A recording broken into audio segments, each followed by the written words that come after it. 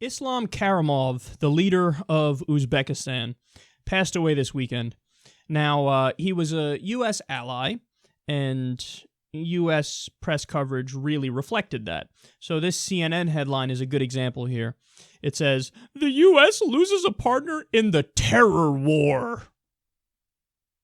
Okay, now, again, you would think, based on many of the headlines and based on people's reactions, like, oh, I guess he was just good president, good leader. Well, I mean, the reality is much more complicated. So first of all, he led the country from its creation in 1991 until now. That's a pretty long time. Perhaps president isn't the best word for him. Maybe dictator fits it a little better. He had 400 to 500 people protesting his regime cordoned off and massacred by snipers in the street. Stay classy. He had commonplace torture, arbitrary jailings, and massive roundups of religious minorities. Craig Murray, who is a British ambassador, was a British ambassador, I should say, described widespread kidnapping, murder, rape by the police, corruption, religious persecution, censorship, and other human rights abuses in Uzbekistan. And then get this. This included the case of Karimov's security forces executing prisoners by boiling them alive in 2002. A guy who CNN described as a partner and an ally in the terror war literally burned people alive. Yeah. So then the question arises, well, I mean, come on now, the United States, we're ultimately altruistic and benevolent, and we only care about human rights and spreading democracy and freedom around the world. So how did we find ourselves in bed with such a character? Well, it's actually very simple. He has a shitload of uranium in his country, and we buy it from him, and he buys our Boeing jets. So he's a business partner. Yay!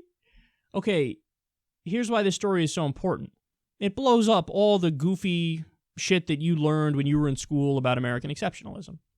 Again, this idea that all we care about is freedom and democracy and liberty and spreading those values and spreading those ideals, and oh my God, we're so liberal and we just need to spread this throughout the world.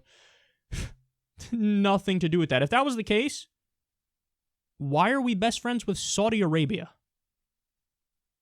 A country that, beheads people. On that alone, done. I don't know why it's, they're our best buddy. They cut people's heads off. And they behead people for witchcraft. Not that beheading them for anything would be acceptable, but you behead them for witchcraft and sorcery and drug smuggling, and they say all atheists are terrorists.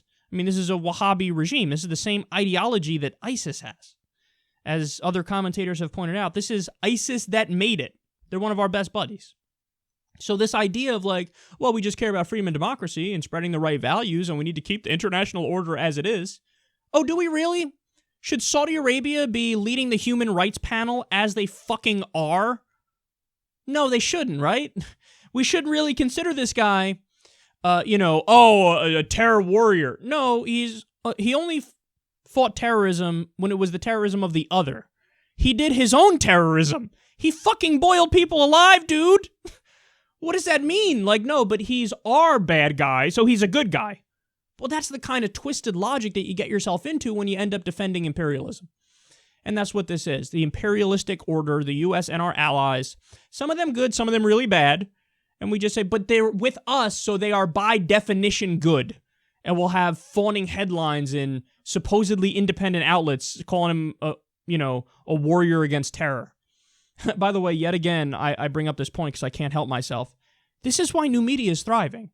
Because CNN runs dumbass headlines like this guy's, a partner in the terror war, when he did his own terrorism on an insane level to the point where he boils people alive and tortures them and police rape them, so on and so forth.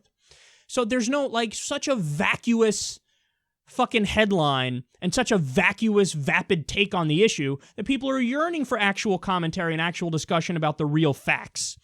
And that's what they get here, and that's where they get elsewhere on new media, and that's why it's important what we're doing, and what they do is largely comical.